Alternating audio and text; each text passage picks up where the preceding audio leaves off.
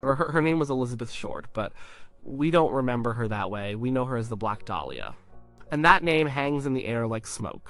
It's been over 75 years. So many other murders have happened since. So many other mysteries, yet this one sticks. It's more than a cold case, it's a modern myth. A ghost story that America tells itself about Hollywood, ambition, and the dark. Why?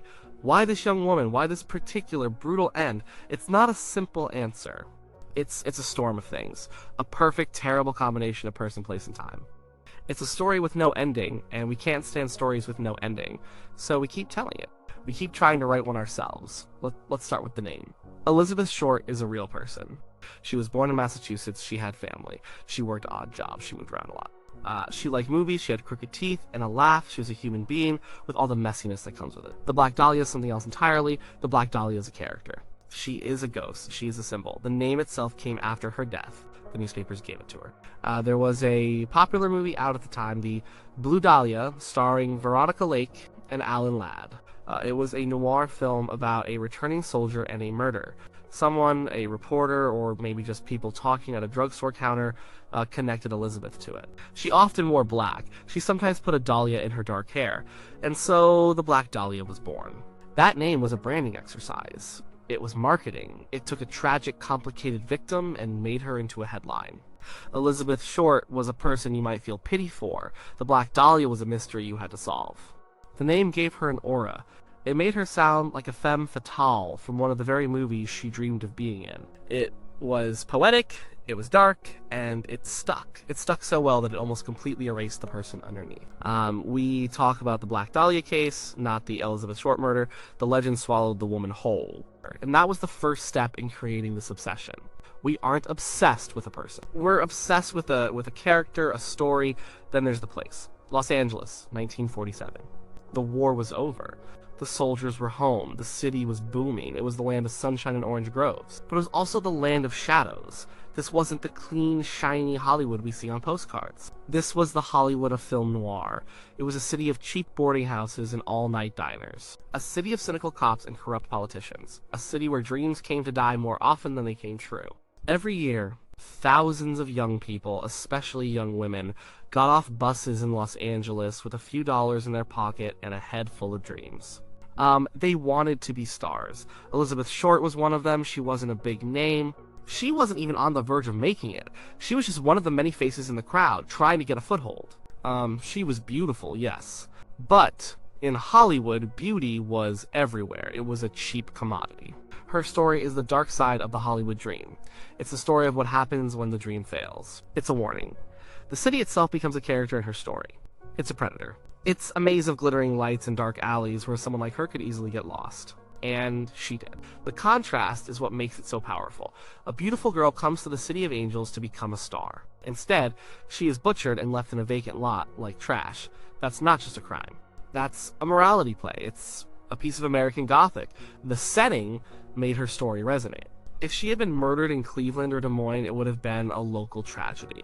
But because it was Los Angeles, the Dream Factory, it became a national nightmare. It tapped into a deep suspicion about Hollywood. A feeling that beneath all that glamour, something was rotten. And then we have to talk about the crime itself. It's hard to do. It's stomach-turning. But it's essential to understanding the obsession. This wasn't a simple murder. This was a spectacle. It was a performance. On the morning of January 15th, 1947, a woman walking with her child saw what she thought was a broken mannequin in a weedy lot in the Leimert Park neighborhood.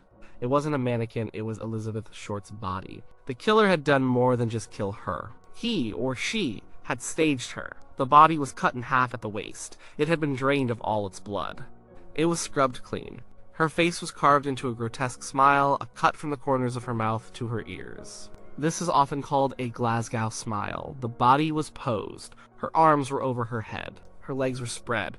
It was deliberate. It was artful, in the most monstrous way imaginable. The brutality is one thing, but the precision and the theatricality are another. The killer wasn't just trying to get rid of a body, they were trying to send a message. They were creating an image that would be impossible to forget, and they succeeded. The image of the Black Dahlia, posed in that field, is burned into the collective consciousness. It's a truly horrifying image, and human beings are strangely drawn to horror. We want to look away, but we can't. The killer seemed to have surgical skills. This led to theories about doctors and medical students. The draining of the blood, the clean cut, it wasn't the work of a random frenzied attack.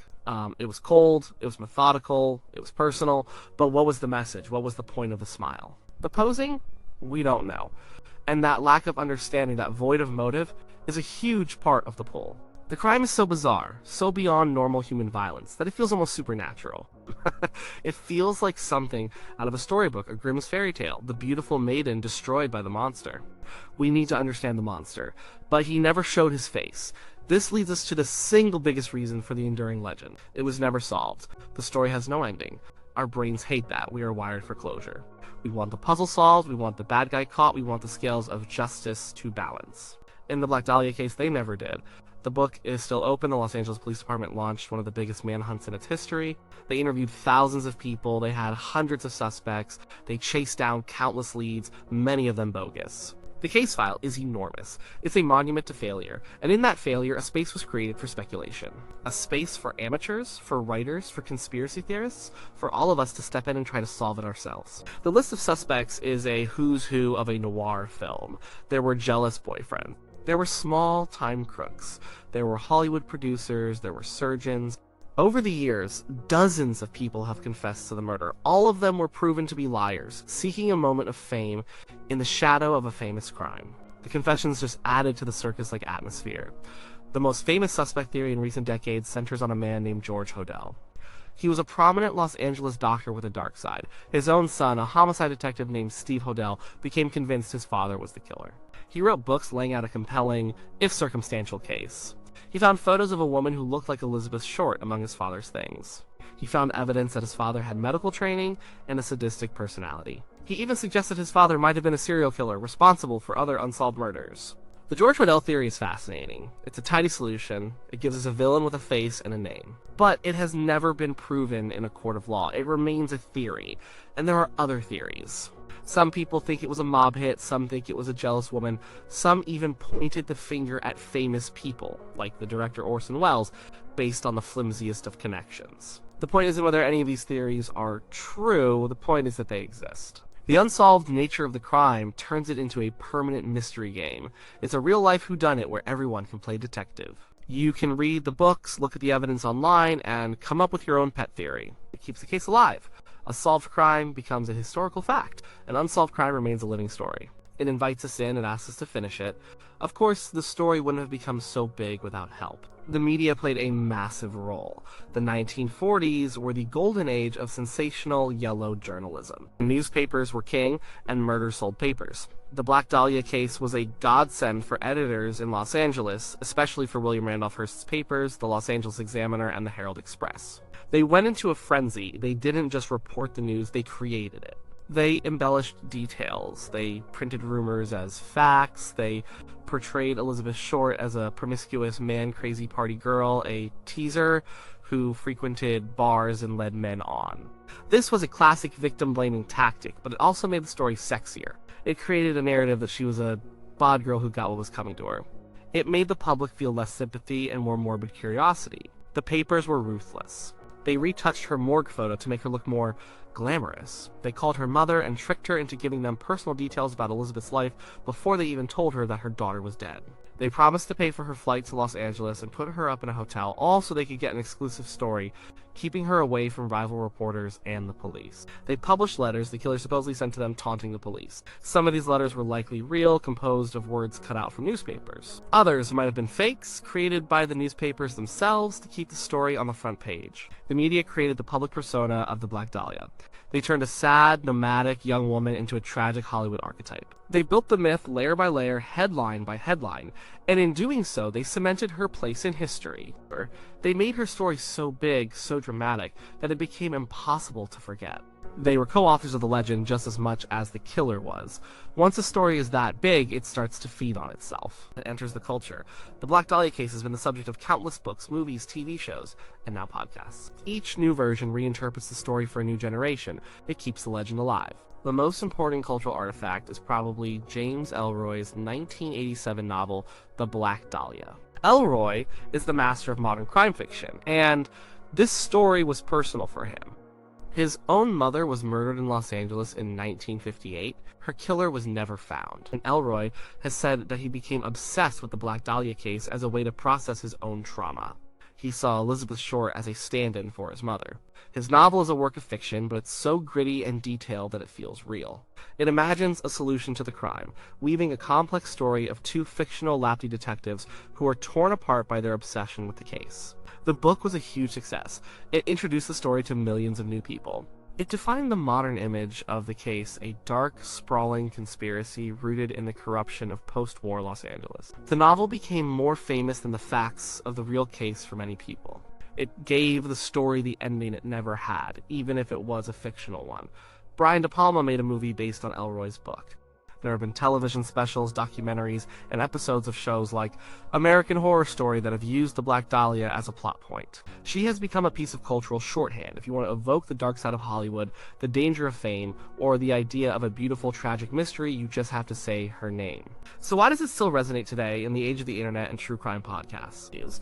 Because in many ways we haven't changed that much. We are still obsessed with the same things. We are still fascinated by celebrity, even the tragic C-list celebrity that Elizabeth Short represented.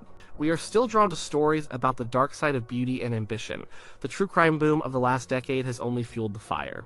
We listen to podcasts that dissect cold cases. We watch documentaries that re-examine old evidence. Sure, we are a culture of amateur detectives. The Black Dahlia is the ultimate cold case. It is the Mount Everest for true crime enthusiasts. It has all the perfect ingredients: a beautiful victim, a glamorous setting, a shockingly brutal crime, and no answer. She has also become a symbol. She represents vulnerability. She is a stand-in for every young person who ever went to a big city with a dream and found a nightmare instead. She represents the failure of the system. The police couldn't find her killer. The media exploited her. Justice was never served. Her story taps into our deepest fears: the fear of anonymity, the fear of violence, the fear that you can disappear and the world will not only fail to find your killer, but will turn your life into a sordid piece of entertainment. And maybe, in the end, that's the core of it. We are so obsessed with the Black Dahlia because her story isn't really about her anymore. It's about us. It's about our fears. It's about our need for stories and our desperate desire for order in a chaotic world. A murder is chaos. Finding the killer and putting him away is a restoration of order. With no killer, there is no order. There is only the chaos frozen in time. So we revisit the case, we tell the story again and again, we create new theories. We write new books, we make new movies, we try to impose an order that the real world failed to provide. We are trying to solve the unsolvable. We are trying to give a ghost a final resting place. But we can't, because the legend is too strong now. The Black Dahlia is no longer a person. She is public property. She is a puzzle. She is a dark fairy tale, and the real woman, Elizabeth Short, is buried somewhere underneath it all. A 22-year-old from Massachusetts who liked to go to the movies, who had a troubled life, who wanted something more, and who, in the cruelest irony, only found the fame she craved after her death, in the most horrible way imaginable. The obsession continues because the story is just too good. It's a perfect, terrible American myth. And we are the ones who keep it alive. We are the keepers of the ghost.